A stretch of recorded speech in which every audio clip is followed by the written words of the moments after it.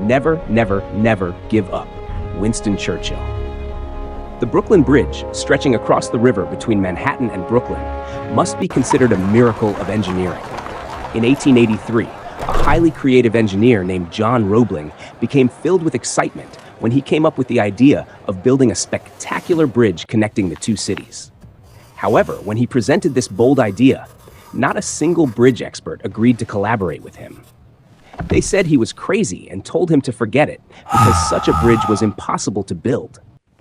Undeterred, he went home and convinced his son Washington, also a talented engineer, that the bridge could be built.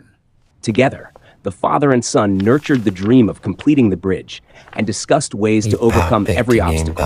Eventually, the banks believed in them and agreed to fund the project. Thrilled and full of enthusiasm, they hired workers and began building the bridge of their dreams. A few months into the project, disaster struck. A tragic construction accident took John Roebling's life, and his son Washington suffered a severe head injury. After the accident, Washington could no longer walk or speak.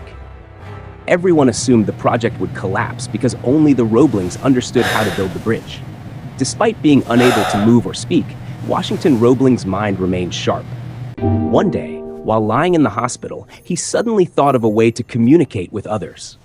The only movement left in his body was a small motion of one finger, and with that, he devised a tapping code. Using this system, he tapped messages onto his wife's hand, guiding her to relay his instructions to the engineers who continued the construction. For 13 years, Washington transmitted orders using the one finger he could still move, until the majestic Brooklyn Bridge, which we see today, was finally completed. You will find a higher version of yourself every time you overcome adversity. Thomas Edison. If you want, I can also rewrite this in a more inspirational or storytelling tone.